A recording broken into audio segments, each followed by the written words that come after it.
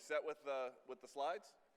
While you're doing that, I will introduce myself. I'm Chris Trudeau. I'm recently a professor, now associate professor at Detroit Mercy Law School, but before coming here, I was at the University of Arkansas for Medical Sciences and at the University of Arkansas Little Rock Bowen School of Law, so I worked with our Translational Research Institute, and really one of the things that I focus on a lot is how do we integrate health literacy and the concepts that Barbara Beer talked about earlier today throughout the clinical trial life cycle, and how can we as IRB members and other and researchers and folks that are kind of trying to comply with these regulations, how do we go about doing that given this new normal of the revised common rule? So I have no relevant financial interest other than just that I work here. So I'm going to talk a little bit about a study. It's a two-part study that I'm working on, but the first part is kind of was just published last summer in the Law and Psychology Review. This study, again, that I'll be kind of weaving throughout this presentation is really about kind of a data analysis of the consent forms that were on clinicaltrials.gov before the revised common rule, and now the one I'm working on currently is kind of the data analysis of the consent forms that are on clinicaltrials.gov after the revised common rule. So the goal is to see if these new understandability requirements are making any headway in some ways, you know. So that's kind of what I'll talk a little bit about. But before I do that, I like to always give a little bit of an intro about why, you know, clear communication matters in clinical research. You know, so we've been hearing this, especially with the diversity, equity, and inclusion talk earlier and through other talks throughout the conference, this idea that we have to, you know, meet people where they are and kind of, you know, be more inclusive in our planning and strategy and all of that. But why does it really matter? Well, it matters for a lot of reasons, but you may not be aware of this, but the literacy level in among U.S. adults is much lower than we typically think that it is. So this was the most recent study to do this, and this is from the Program for International Assessment of Adult Competencies, and looked at a lot of different countries, English-speaking countries, and kind of categorized the literacy rates of the various countries to kind of get a sense of what the public kind of understands and what they might not be able to, you know, what are we asking them to do and what might they not be able to understand. And so you can see this, you know, in the U.S. portion of this, you've got over 50%, if you add in the non-literate population, the 4% of the non-literate population, you know, are going to struggle to understand basic information. And you might say, well, what is this idea of basic, below basic, intermediate, proficient? This is not necessarily readability levels if you graduated from high school and all of that, even though I'll talk about that a lot today, but it's more task-based, right? And if you look at these tasks, our U.S. healthcare system and our research system require us to do all of these things. Think about the proficient requirement. Find information to define a medical term by searching through a complex document. We have to do that all the time. Right, when we're talking about filling out insurance, you know, our insurance documents for our employer and those type of things, and I would classify in the research world, that's our typical consent document, and a lot of those other documents will fall into that proficient level. But we know that only 12% of the people really have that type of proficiency when it comes to being able to read and interpret and understand, you know, just a random, you know, passage or asking them to do certain things. And I often think about this. This is from the clinical side of things. Of course, if you think about when we sell things to people, I was driving down, you know, this I think was last year. I was driving down. I saw this, get your flu shot here. It was really kind of, the marketing people are getting us into that. And then you go and you get the flu shot. And this is a picture of the consent form I got. I blurred it out to protect the guilty. On this, but when we want to tell you something that's important, we do it like that, right? But when we want to get you in and get you to do something, which again, in the flu shot world, it's to better a lot of different things, not just the pocketbooks of the flu shot makers, but different people create these documents, right? And so in the research world, Here's one from the research world, right? Participants needed, come in, it looks fancy. Who's creating that typically? Probably people different than creating this. This was one that was from clinicaltrials.gov. So all of the examples I'll be pulling are actual consent form language that's been on clinicaltrials.gov. But you get in, oh yeah, join the study, and now read this stuff. This is exactly what it looked like. This is a PDF of what something looked like. Sacral base asymmetry. I know what that means. Do you? I don't know, but I might not. But this was actually part of the consent form. So there's a disconnect there between getting people in and then getting people to be educated and understand what they're doing, why they're helping, what this is going to, how this is going to matter for their lives, or if it even is going to matter for their lives. And so if you think about the typical research consent document, it's written at about the 10th to 12th grade level, depending on the study. They found different things. But we know if we start equating average reading level, so if you think about like intermediate to below basic, it's right around that 8th grade level or below, typically. And so we know that the average reading level falls somewhere between the 6th to 8th grade in the U.S. education system, of course, different in other countries. We call it something different in other countries. But depending on the study, we know it's much less than 10th to 12th grade level. And think about the people who graduate high school. It's much more than 50%, right? It's way higher than that. So we know that people who are graduating are not necessarily, have the highest levels of literacy. And so, again, before I start diving into more readability and what that means and all of that, now I'm not naive enough to think that readability scores equate to understanding. If you know how the calculators work, you can manipulate the calculator, right? My daughter's name, Olivia, 3 syllables. Ohio, we don't like to say that here in Michigan. Ohio, 3 syllables. Iowa, 3 syllables. So if I litter a sentence with those type of 3-syllable words and just make it a long sentence, it's going to have a high readability score.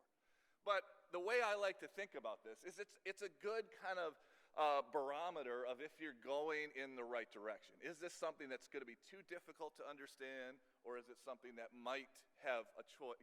There might be an option for somebody to be able to understand that, especially given your population. So again, there's some of these readability statistics have been written into statutes. Florida, for example, writes it into its auto insurance statutes, and I don't really know if saying, okay, something that has to be below an 8.5 grade level, is something that should be done, kind of nationwide, but it certainly would be a decent standard. It's a workable standard. So we don't know, though, that readability scores equate to understanding. The best way to do this, of course, focus groups and user testing and all of the stuff that, again, you can't always do with the studies, right? But the bigger kind of multinational studies, those type of things, we have done that, and people do that. But all of this, again, applies to all points of life, but healthcare in general.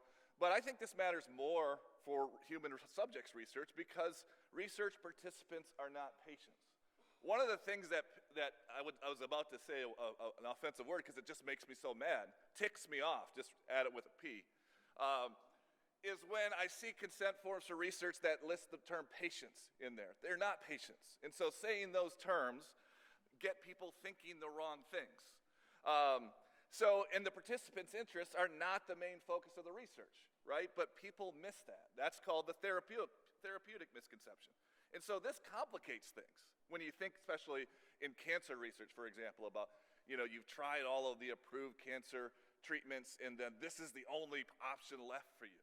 It's natural to think, well, this is my last shot, right? But yet, that may not be what the researchers are primarily concerned about, right? And that's kind of what we're all here for. The IRBs, I often call, are like the patient advocates for research. They're participant advocates. So that's your role. And so to help us there. So we know that this kind of complicates things.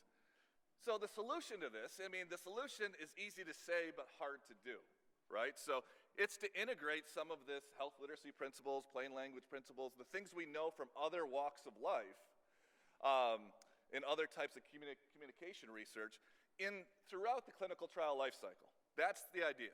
And Barbara talked earlier about the MRCT website, the health literacy portion of the website, and I was the co-chair of that group. And so I really love the things that we put together for that, but this is one of the things they talk about is how do you integrate that through everything? You know, through the discovery phase, through the recruitment phase, consent, on study, end of study. You know, that's something that, you know, we can talk about for hours, but I'm going to focus in on the consent aspect of things, but realize I fully understand that this is something that has to just be part of how the study is planned and created and thought about with your patient population or your participant population. Here, I did it myself. I just slap myself on the hand if I say patient. But this is the website. So, you know, the health literacy and clinical research website. So definitely go to it. There's a lot of tools that are on it. I've written or written most of this guide that's on there, the consent guide, kind of giving you some of the way I do things and the way I think about things. So if you're into kind of the how-to of things, this will give you that some of that insight. But thinking about it from a regulatory perspective or a compliance perspective, you know, kind of that's what I really like to focus on now. We know from the common rule that we have to care about this now, you know, the revised common rule.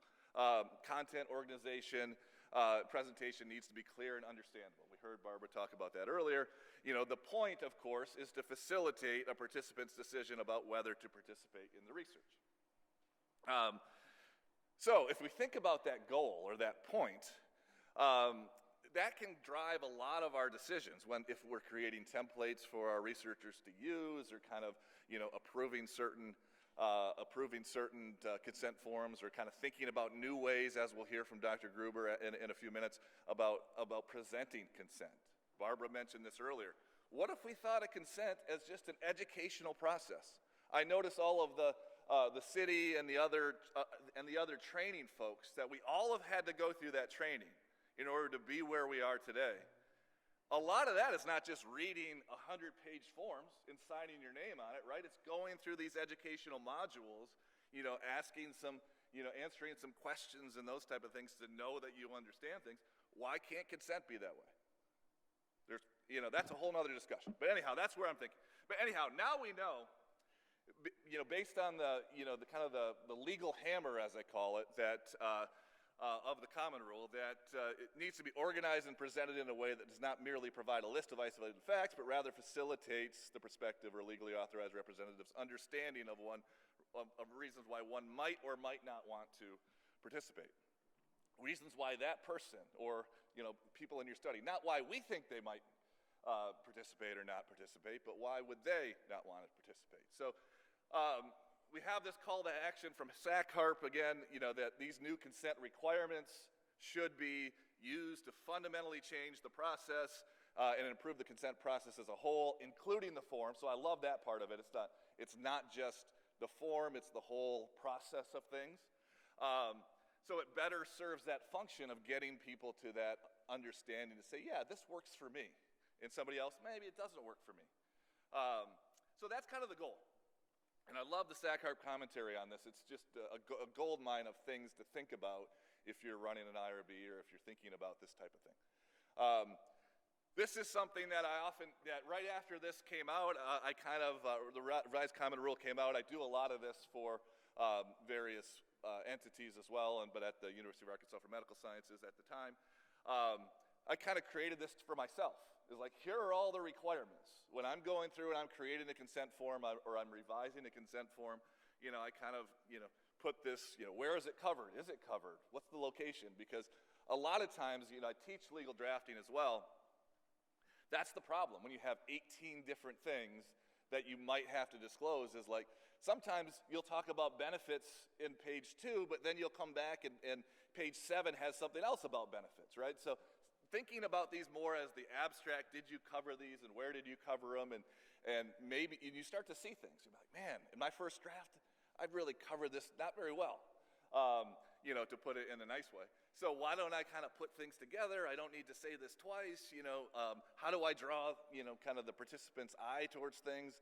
So you all are free to use this, if you'd like. It's on my slides, and all I did was right-click and put it on the slide, so you can certainly right-click and save it and use it as well. But this is a helpful thing to make sure everything's covered. But anyhow, that leads me to kind of the point of the study, is that this is the backdrop. I know why the changes in the Common Rule were done. They were needed. It was, amazing changes, at least for somebody like me who focuses on health literacy and clear communication and plain language and all of those type of things. But how are we doing, right? That's actually it's a two-part study, and I'm through part one, which is what I'll talk about here, are the changes to the Common Rule making any difference? But we didn't have a baseline data, right? So the first study that I just published, or that just got published last year, really focused on the baseline data, the pre-revised Common Rule consents. And this will give you a sense of how bad we were / still kind of are. I'm looking at the data. I haven't gone through all the years of data. I'm through 2 years of post revised Common Rule consent so far, and it's getting a little bit better. So that's good, slightly. But maybe the next 2 years I'll be very happy with. But anyhow, I looked at about 763 consent forms and ran them through kind of a scorer that kind of calculates the various readability statistics of a certain passage. Not all of them were scorable, because back before you had to upload your consent forms to ct.gov. A lot of, back before PDFs became more, user-friendly PDF programs, it were just kind of, they were just pictures, essentially, and you can't really measure those very well. So anyhow, the things that I looked at for these are really a lot of the common readability metrics, the things we know that make things difficult for people to understand. The reading level that I've been talking about a little bit, but total word count, the burden that we place on people, the percentage of long sentences, which are sentences more than 25 words, percentage of passive sentences. It doesn't really account for some of these larger words, but it does a little bit in the syllable tracking of the readability statistics. It just doesn't break those out as its own category. So essentially, for all of these forms, 430 some, we had about an average rating level of the 9th grade third month. Actually, it's 9th grade third month. That's how you would read that. And so the median, about 9th grade 4-month reading level, is what's required to read this. And then the word count is it will be kind of interesting, but about average of about 3,600. But that was because some were really, really, really long, like 15,000 words for some things, the really bad ones that were on there. But the median, I think, is a better representation, about 3,000 words.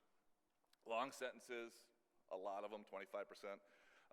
Passive sentences, quite high as well. But what's interesting is we know, again, from before that we really are shooting for around that 8th grade level. The lower, the better. But because that's the standard, tip. And I'm giving that the high end of the standard. That's just the kind of the standard reading level. 52 of these 400 words, so 12% were below that level. So that's kind of the goal. Now that we have some of this data, you can see it. And then 257 are above 9th grade level. That middle range, 8th to 9th, I was pretty encouraged, right? That's the part where, it's a little iffy. It kind of depends on things. People can generally figure that stuff out if they want to. That doesn't mean they want to. But quite a few, of course, are above that level of understandability, or at least readability statistics. But then what I did was I started to break out the top forms and the bottom forms. There was a lot in the middle. And I'm like, well, we can learn a lot from the good and the bad. So I broke that out. And if you think about the best forms, the ones that were in the top 100, the average, grade level was, 7.8. So that's pretty good. You think about 100 of those 400, forms basically are below that 8th grade level. So the people are doing things that are well, but the bad ones, 11th grade level, well above what we're shooting for.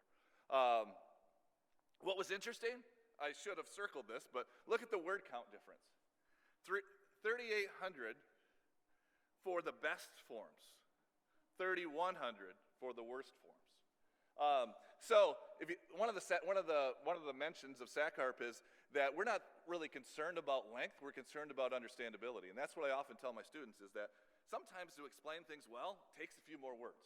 Now, of course, there's a level, right? If it was 6,500 words versus 3,100 words, that's so much more of a mental burden that would be hard. But, a few hundred words here or there doesn't take very long to understand. But then, as I was kind of talking about this with colleagues, they're like, well, what if those top 100 studies were just easy studies? Wouldn't those forms be easier? So I started to kind of look at them, and I was like, yeah, that could make some sense. But in fact, it turned out that the top 100 studies might have been more difficult. They were definitely more risky, that's kind of what I looked at. There was almost half that were given a phase, less than 25% that were given, that were more behavioral, or you might consider different risks than some of the cancer studies that were in there and those type of things. So it really wasn't caused by any differences among the, well, this is an easy study, so that one's going to be easy to write type thing. But then what I did, I was like, okay, let me look at the top 30 and the bottom 30, word for word, just kind of look for commonalities of those things. So read all of that. And so if you think about, again, this kind of applied to the top 30 versus the bottom 30 as well, is that the worst 30 consent forms were on average 683 words shorter than the best. So again, this is something that's holding true so far with the post-common rule, which you knew that would because of the key information and all of that type of stuff. But the better forms are a little bit longer. Question-style headings. So we're so used to seeing those. What if I want to withdraw from the study? So those type of question-style headings. Again, about a third, 2/3 of the top 30 forms use them, and even 40% of the bottom forms use them. So I would say we're kind of getting into something that might be considered a common practice or a best practice on this type of realm. Second person language. Again, almost all the forms, even good, bad, ugly, except for a couple really ugly, use this second person language. The worst three forms look like lawyers drafted them and they never went in front of an IRB. It's like, I agree to do this. It's like you're signing a waiver to go kayaking or something like that. It was just, they were first person language, and they were, just kind of written with all of the legalese that were in there. That was the worst three, but that was not the norm. That was kind of the abnormal. But here's some other things that I kind of took away from this, from the top 30 versus the bottom 30. The best forms explain medical and legal terminology that they had to use, even though it made the form longer. If you've got to talk about, electrocautery or something like that, well, explain what that means. That's where you get these forms being a little bit longer. This is a big one. I still am seeing this so far in the post data, is that many of the worst forms copied and pasted from the study protocol, which is written for scientific reviewers and IRBs, not participants. Those were the worst forms. They're different audiences. You can't just copy and paste. Some of the best forms use references to everyday events to help explain concepts, like this was one of them. Data protection, like credit card companies use. Now, that might be a little too vague for some, but I kind of like the idea of kind of likening it to something in the person's everyday life. Tone matters, I think. The better forms conveyed a more appreciative tone, whereas the worst tended to be more scientific or legalistic. So those are the ones that lawyers write, or you just copy from the protocol and make people sound like an abstract entity that you're studying, rather than you and kind of talking about those type of things.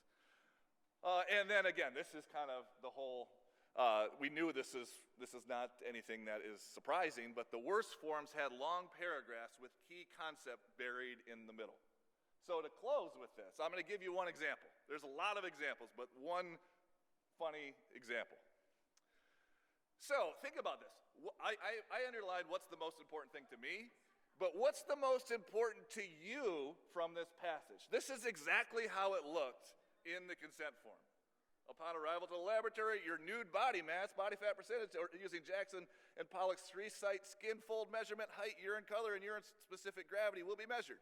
You will be instructed on the use of the investigational thermal rehab machine and self-administration of a rectal thermometer. Now, that would be something I would like to know up front, right? I don't want it buried in the middle of a paragraph that I have to do this if I'm going to be in the study. But that was typical of a bad form. This was one of the worst. So it was like, yeah, I feel like I could put that up there. But talking about burying the lead, right? You know, that's something that I think people would want. So with that, I want to turn this over to Steve Gruber, City of Hope, to talk about how he's embraced a lot of these principles and kind of getting this point of kind of user-friendly, participant-friendly consents through their video consents at City of Hope. And then we'll take questions after we're both done. So thank you.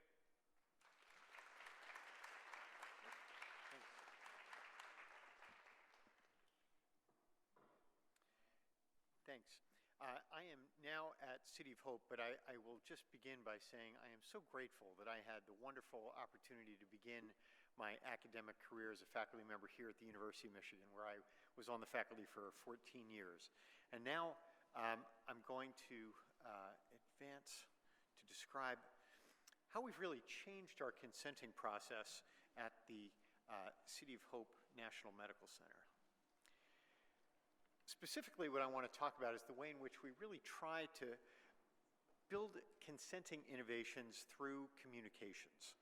And specifically, I'll just talk about some of the goals that we brought to our work from the Center for Precision Medicine at City of Hope, where we're trying to harness genomic insights, clinical expertise, and advanced analytics to pioneer personalized prevention and treatment plans in a way that hopefully transforms the outcomes and quality of life for our patients, their families, and our community. I won't go through the details of how we are doing that in individual strategies, but I wanted to frame what we are trying to accomplish overall at City of Hope and through the Center for Precision Medicine through a consenting process that we spent a lot of time and attention developing. Specifically, we wanted to make sure that all City of Hope patients have the opportunity to become research participants and eligible to join the precision medicine study, which not only includes patients with cancer as a dedicated cancer center, but those without cancer as well.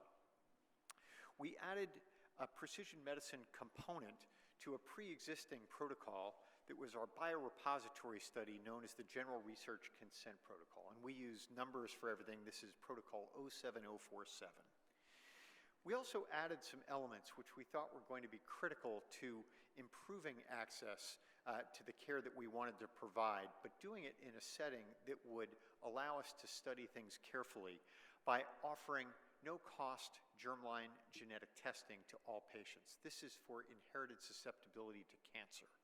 There are a couple reasons why we wanted to do that, not just because we wanted to be able to identify those people who are at an increased risk of cancer based on their inherited susceptibility, but because it also now has profound implications for therapeutic decision-making.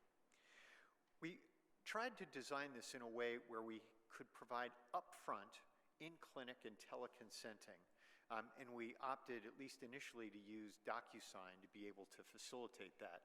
And we developed a process to coordinate the way in which we are returning results in a process that allows all the results to be reviewed and disclosed. And we also tried to make sure that we were doing everything in something that was not just done in a research vacuum, but that was done with what's called CAP-CLIA certification. So all of the testing that we were doing was done in clinically validated labs so that we could share those results with patients, providers, and research participants. And then for anyone who tests positive, they get follow-up in our clinical cancer genomics group.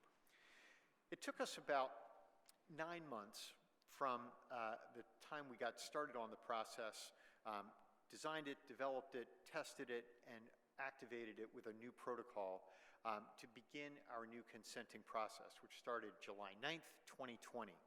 And since that time, as of last Friday, we've recruited and consented over 21,200 patients. There are a couple of key elements of our consent process which I'd like to highlight for you. The first of which is, it is a communications process, and we actually invite participants to join this study and ask them to decide whether or not they want to opt into specific elements. We also make sure that they are aware and agree to whether or not they allow their data to be used for sponsored research. We wanted to specifically have elements that talked about the way in which we can do tumor testing, or what we call somatic genomic profiling. Of course, the elements of understanding inherited susceptibility to cancer with germline genetic testing, and to be able to collect samples so that they could be used for shared research. And then finally, do we have permission to contact patients in the future?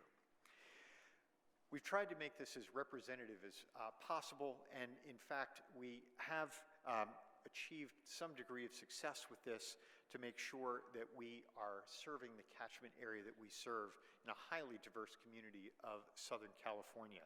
I would also say this is mandated by California law. There are actually 2 California State Assembly bills that not only require us to be attentive to this, but also to report it in conferences and all continuing medical education activities, this of which is one of them. So you can see that we are making substantial progress towards making our work accessible to all the communities who might potentially be interested and benefit from participating. So how are we increasing access? The first is by remote and in-person consenting, and we develop consenting videos, which I'll show you in just a moment. But all of the consent videos, the consents, and the patient-facing materials we've developed in English, Spanish, and Mandarin. And for other languages, we use interpretive services and have short forms. We also have been attentive to making sure that we are having people consent who look like the people we are consenting. And it's really important for us to make sure that we are attentive to a diverse workforce for our consenting team. That includes the consenters and the clinical cancer genomics team. We've also been attentive to making sure that using something in our medical record, which for us is EPIC, and when we use EPIC tools like genomic indicators, we built those genomic indicators with language that went through a vetted process through patient education for appropriateness and literacy level. And as Christopher just described, we found that to be incredibly helpful and important. I don't know that we got it exactly right. I'd love to run our forms by you. But you'll see in a moment some specific examples of how we did that. I will tell you that when we consent, about 85% of what we do is in person. 15% is remote. When we do in-person consenting, we're now using modules for consenting that we've been able to develop in EPIC itself, that electric medical record.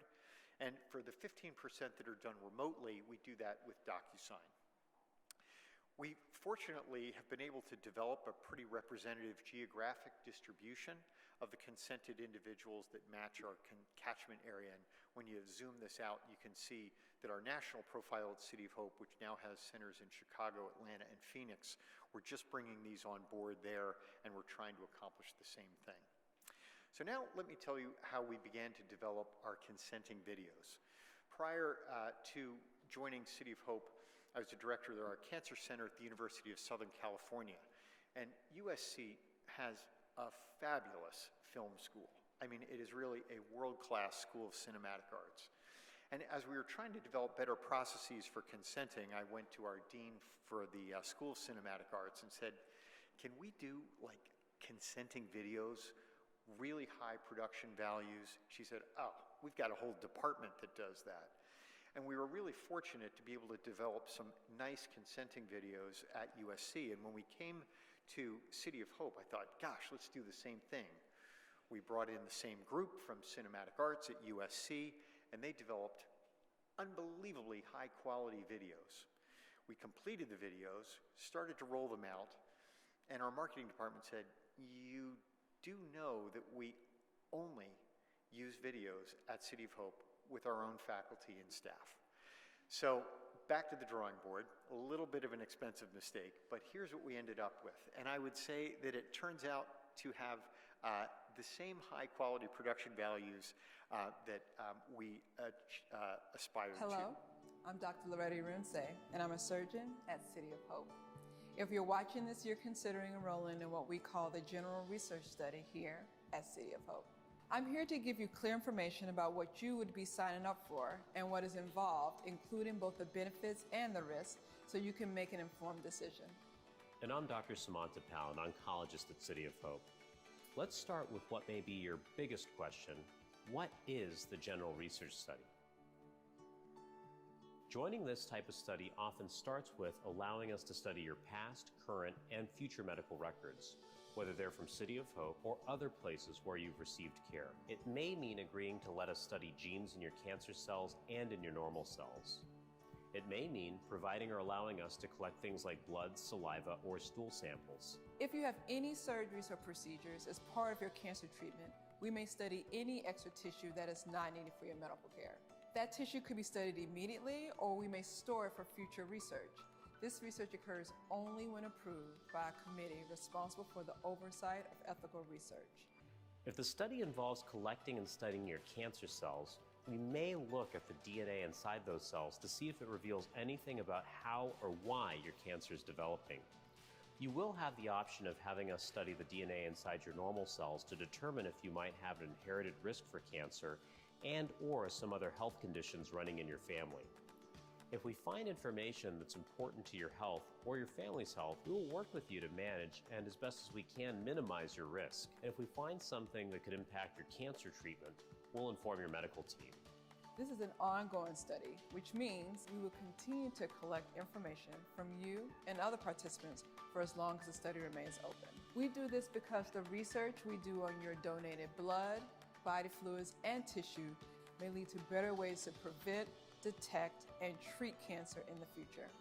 You may be wondering about the risks of participating in clinical research. When we draw blood samples, in rare cases, you may feel faint or lightheaded. You could experience bruising or infection at the site where we draw blood. There are also risks related to the personal health information you share with us. Information we gather as part of the study could be shared with others doing cancer research, or groups like government agencies or pharmaceutical companies. When this is done, the data is de-identified first. And the biggest risk related to this information sharing is the unlikely event that your PHI could be viewed by someone not permitted to see it. Joining this research study is voluntary, and you may withdraw from it at any time without it affecting your healthcare benefits or treatment. When we get enough people to participate in clinical research, we gain tremendous insight into how to improve the prevention, diagnosis, and treatment of cancer and other diseases. But rest assured, you will continue to receive care from your doctor, even if you decide not to participate in this study, or if you decide later that you would like to withdraw from it. We hope you'll consider being a part of this important study. Your participation could bring us one step closer to the next big cancer breakthrough. But before that, please take time to think about the information presented to you in this video and by our consent team to make sure it's the right decision for you. Thank you for watching, and we at City of Hope thank you for your time and consideration. I'm now going to show you just a brief clip of exactly what we do in Spanish and in Mandarin. Hola, soy la doctora Caitlin Gomez y soy radiooncóloga en City of Hope. Si está viendo esto, usted está considerando unirse a lo que llamamos el estudio de investigación general en City of Hope. Estoy aquí para brindarle información clara respecto a qué se estaría escribiendo y lo que se implica, incluyendo tanto los beneficios como los riesgos, para que pueda tomar una decisión informada. Y yo soy Dr. Leach, oncólogo en Our Mandarin version. 您好，我是 James Shen 沈医师 ，City of Hope 希望之城的肿瘤科医生。如果您在收看这段视频，这说明您正在考虑参加我们 City。So with those 3 videos, we've tried to be attentive to some of the larger populations that we are serving in Southern California. And of course, Southern California and Los Angeles is perhaps the most diverse area in the United States. So we can't cover all languages, but we do have interpretive services for many, many languages. We're also working hard to bring community engagement and cancer screening to the community through new mobile nursing units. We're launching our first one in December, and those will reach underserved communities and partner with local health and community partners throughout Southern California. Here's the design of that first unit. This will not only provide cancer screenings, including mammograms and other types of access to screenings, pap smears, et cetera, but it will also invite participants to join our research study and gain access to things like germline genetic testing. For this particular process, we identify prospective clients, they register, we make sure they've got financial clearance and scheduling, then we bring them in for a nurse practitioner-led appointment. The screening and diagnostics are done, and then there's follow-up. This mobile clinic team and infrastructure is really nurse-driven. It's a nurse practitioner-led clinic, and nurse navigators guide patients through from the beginning to the end. It's all evidence-based with a closed-loop care model. We're also trying to increase access by leveraging technology, in part through the videos that you saw, but we do have a process in Epic, our electronic medical record, which allows us to consent patients and have them sign a form that's stored in Epic. And perhaps we can get into some of the challenges that we've encountered through things like working through issues of certificates of confidentiality for that. But here I'll just concentrate on the way in which it's not only more efficient and environmentally friendly, it's also cheaper. DocuSign for us costs about $2.50 per signature or for document, and this we can do through our own instance. This is the training module that we use to train people how to fill out the information and then press accept. You will see that this consent form looks very much like the ones you saw Christopher showing. That's probably about 3,800 words, and it is not as beautiful as the videos that you just saw. But when we bring up those consent forms and walk through the information with the individuals we're inviting to participate, it then brings up a barcode, a QR code that comes up on an iPad that allows us to provide secondary confirmation of their identity, and then we have them sign on the iPads in these locations.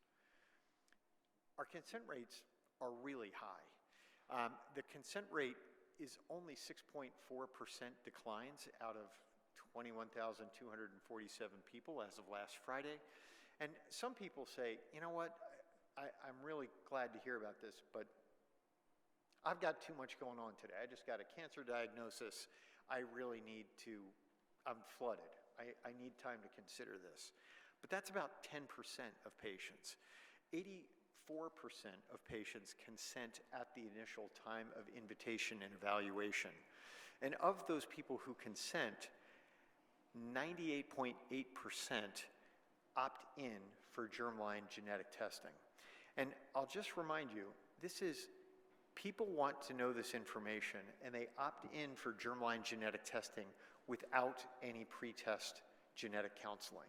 So we really shifted the model pretty dramatically away from relying on genetic counselors, who are an incredibly important but scarce resource, to make this more accessible. In addition, the American College of Medical Genetics has suggested we really need to make sure that people have access to actionable genetic testing. If you're performing these tests, you really have a duty to warn about some things where you can make a significant impact in a patient's care. So that acceptance rate is quite high. Within Epic, when we disclose results electronically, we provide different levels of genomic information to providers and to patients. And this went through our patient education group to try to make sure that we were vetting it for readability and literacy. But the provider-facing report, which here you can see is a representative example of a patient who tests positive for BRCA2, a gene that increases risk for both breast and ovarian cancer in women, prostate cancer, and other cancers as well for men. There's a provider-facing version as well as a patient-facing version that we can share with patients. And I'll just give you a minute to read the level that we have tried to achieve for the patient-facing element. Harmful genetic changes, also known as mutations, in the BRCA2 gene cause hereditary breast and ovarian cancer syndrome, HBOC. This condition significantly raises risk for breast cancer in people assigned female or male at birth, ovarian cancer, and prostate cancer. BRCA2-associated hereditary breast ovarian cancer syndrome also raises risk for pancreatic cancer and melanoma skin cancer. As I mentioned, we are attentive to more than just cancer genetic susceptibility. We also test for genes that we know can make a difference in clinical care, and one of those happens to be a gene for something called malignant hyperthermia. It's actually reasonably common, and when we test people for this gene, we find that they are susceptible to developing a complication when they undergo general anesthesia. So, sure, that's helpful for patients to know, but how often are study participants or our clinical patients going to know, hey, I had this test, oh yeah, and I'm going to go in for surgery. I better remind my anesthesiologist, who I'm going to meet for 15 minutes, to make sure they know I have susceptibility to increased risk. So here what we did is we built in a best practice alert for our anesthesiologists. That comes up every time anybody goes into the OR. Finally, when we look at our psychological impact of the new consenting model, we actually tested whether or not removing all that pre-test genetic counseling and putting it into our consenting process had any adverse psychological effects for our study participants. And on the basis of work that we presented at ASCO this year by Alana Solomon, one of our superb genetic counselors, we actually looked to see that whether or not this scalable model induced any unnecessary or adverse distress or concerns. And here you could see there was very little evidence for post-disclosure distress or uncertainty. So in summary, we hope that our precision medicine initiative has really accomplished what we were hoping, which is a major impact on patients and outcomes. We're hoping that it brings us a reputational differentiation and helps us augment research and commercial insights. We have, in fact, replaced all pre-test genetic counseling with consenting. That allows our genetic counselors to practice to the top of their license, providing genetic counseling, and processes and staffing have been critical to success. The videos are great. I will also say they are underutilized. When we count the number of clicks that are used for the videos, we've consented tens of thousands of patients, and the videos have been used hundreds of times, not tens of thousands. The community outreach and communication is key to our strategy, and I'll just remind each of us to remember, for us, consenting at City of Hope is a communication process and not a form. So thanks for your time.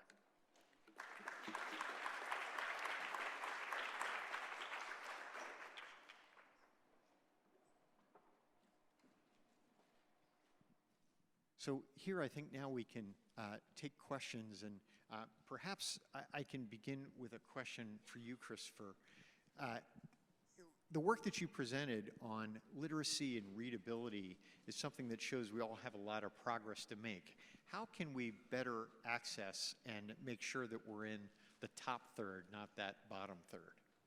Well, I think one of the things you showed during your presentation was kind of engaging your community researchers or community or patient advisory committees or those type of things. I think that really is probably the best way of doing it. You know, running things through a readability calculator, that's one thing. You know, that's a little bit of training. You know, you can train students up or researchers up on how to write things that are probably going to be, you know, a little bit better and easier to understand if ran through a readability calculator. But I think to take it to that next level of always being, you know, more understandable or more, you know, kind of connective, that's where, kind of like you did with some of running, what was it that you ran through your patient advisory committee? The genomic indicators. Yeah, the genomic indicators. You can do that with consent forms whether they're individual consent forms or whether they're templates that your IRB might use or something like that. Especially a lot of the difficult provisions or the ones that you're having a lot of people are struggling with, that you can have sessions that do that and then get a sense for. I've done that in Arkansas with our advanced directive that we created, and one of the first versions I created, we did it with the patient advisory committee, and they said, if I got this, I'd think I'm going to die. And I'm like, whoa, then I messed up there. Let me start over.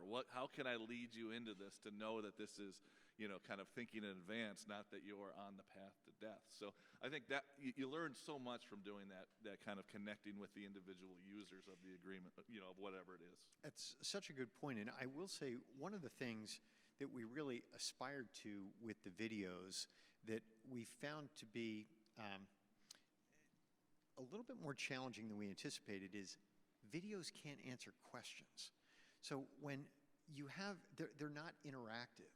And that's one of the real advantages of having a trained staff being able to do the consent. So we can do as much anticipatory guidance as possible for making sure that all the elements of consent are in the video. But if somebody has a question, you have to have somebody to be there to actually answer it. So in most circumstances, our consent specialists are really so well prepared to be able to present the information that they don't necessarily rely on the videos for the information transfer, but use it as a process.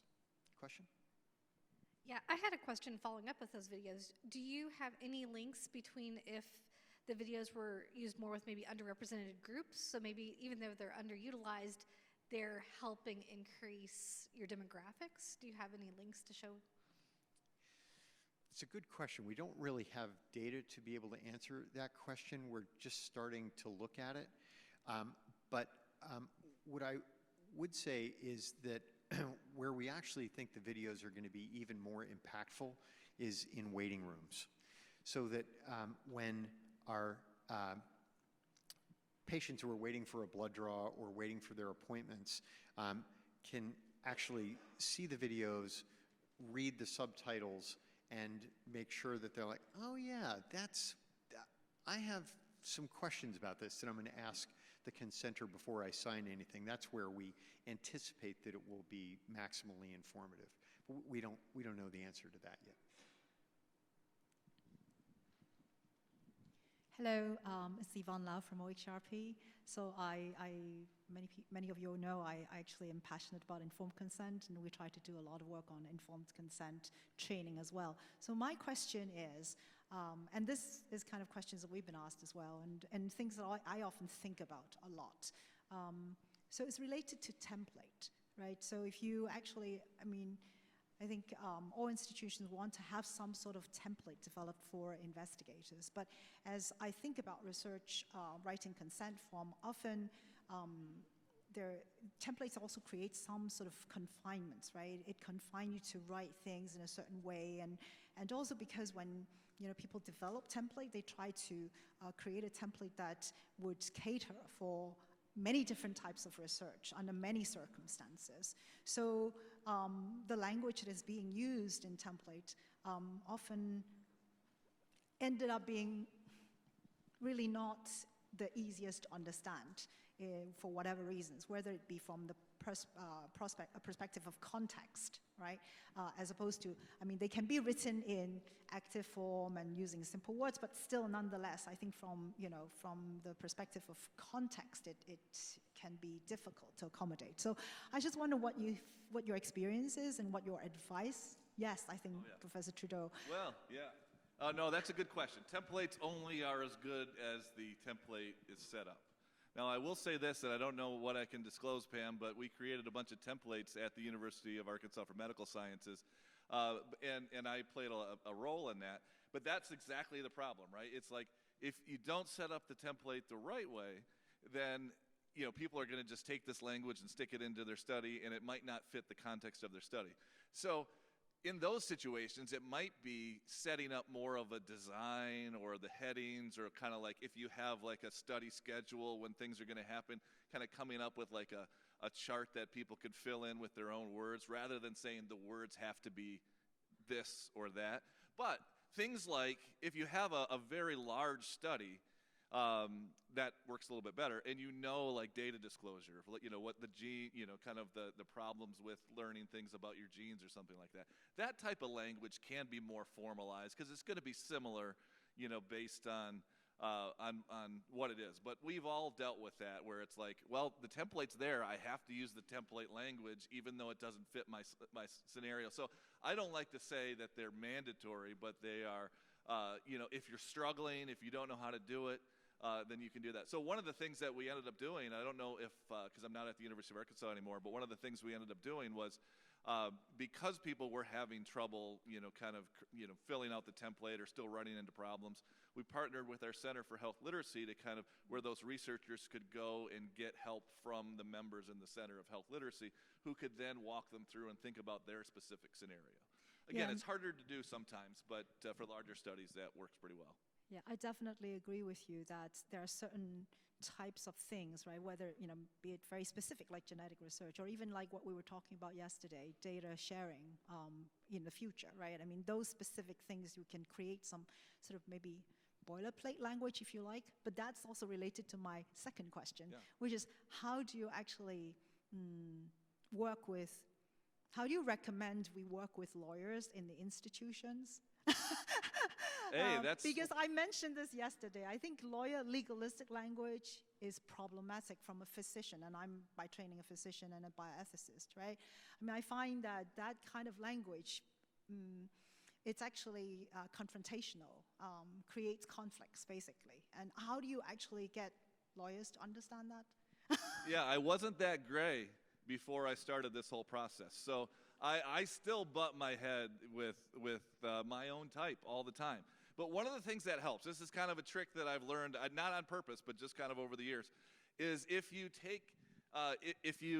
do as a patient advisory committee, like let's say you have standard language that the legal team doesn't want to move on, and you say, well, let's test this with our patient advisory committee, and then let them sit in the room and hear those things. Because that's the thing I think that people, because I teach legal drafting as well, is people write in the abstract. They don't necessarily think about the people's, how people will react and read and interpret certain things. And so having them in the room gets them a little bit on board. That doesn't mean they still won't dig their heels in with some. But that's what I often tell people is like, if they understand the concept and the problem with health literacy and trying to make things clear, and they still decide, okay, this part we want to keep this way, I say, fine, give me the rest. You take that. I will take incremental gains any day, all day. And so that's the thing. I don't think it has to be perfect. It just has to be better. And so sometimes just kind of exposing them to that patient world, which we tend to be insulated from in the legal side, I think is helpful. Hi, my question is for Dr. Gruber. It seems like the City of Hope video that you showed us was for a biobank and a one-time sample. Is that correct? Did I? Oh. No, it's actually an opportunity to serially donate samples over time. So it was not intended to be a one-time unique opportunity. So how would you intend for talking about a study schedule? Like when you have multiple visits in a year, do you just adapt it as necessary? I guess what would be a best practice for explaining that?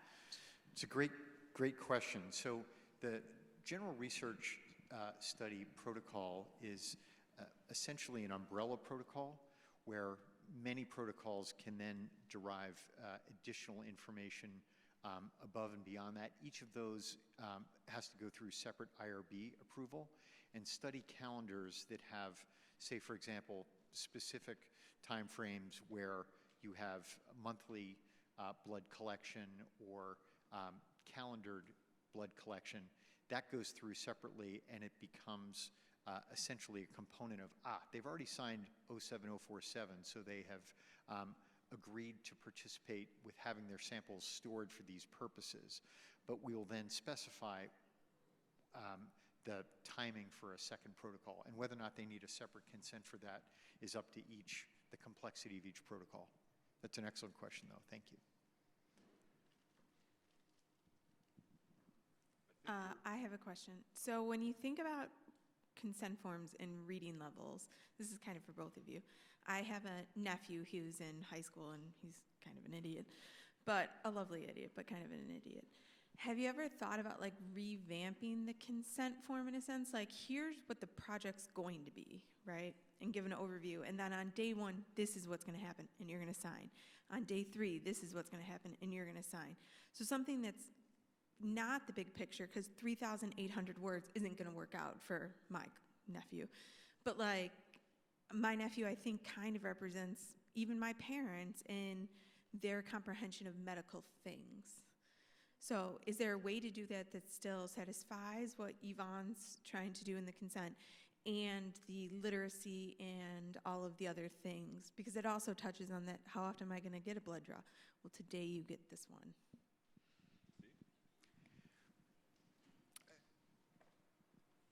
I think that's a challenge to be able to provide the specificity that's needed in any consenting process. And I think that not all that can necessarily be captured in a consent form per se. I think there are additional study materials, for example, a study protocol can sometimes add benefit to what you're trying to accomplish.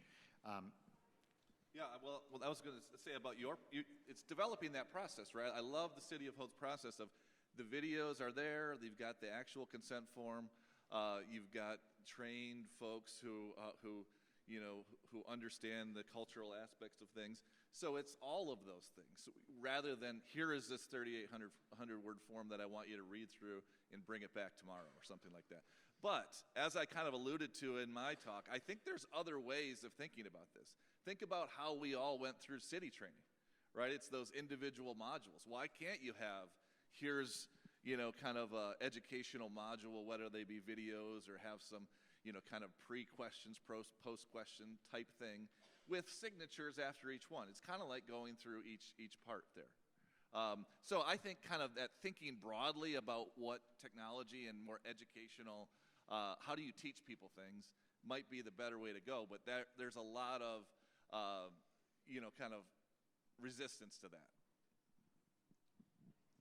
I think the point that keeps coming up is that consent is an ongoing process, right? And so we have a consent that has to be signed in order to proceed. But really, I think a lot of investigators explain things as you go. We just don't have that requirement or a signature line for it. And so maybe that's like a training that can be promoted to with investigators. I know I tell my students every day, explain what we're going to do before you jump into what we're doing in the lab. Yeah, I think that's exactly right. It's like it's not just a one-time consent, you're done. It's educational process along the whole continuum. Yeah, exactly. And some of it's outside the scope of what the IRB might consider, but yet it's just kind of what's right for human kind of interaction and understanding. So you're absolutely right. Thank you. Is it working? My question's for Dr. Gruber. Is that a general study? Is it a study where you use broad consent? And do you ever need to reconsent participants as the years go by? And if so, how do you do that? And also, how do you track if somebody changes their mind like 3 years later and decides, so what do you do with, how do you deal with the specimens and pulling back things maybe? Sure. So that's the question. I'm so glad you asked that question, because that describes the continuity of the interactions with study participants over time. And we absolutely have patients withdraw from the study for any variety of reasons, although it's quite infrequent. But when we interact with patients, for example, as someone asked, if we're requesting a second sample at a later date, someone might say, I just read something and I don't want to participate in this study anymore. So we have flags built in to EPIC to state when somebody has withdrawn from a study. And as you can imagine, within the consent form itself, we try to provide some anticipatory guidance where if their samples have already been used for studies or data has already been published or shared, we can't withdraw the way in which that has been shared or used, but we can prevent it from being used prospectively for any study. So we have informatic systems that help us try to accomplish that. And of course, we're always attentive to when people elect to withdraw. That is their prerogative, and we respect that. Thank you, everybody. I think we're out of time. So.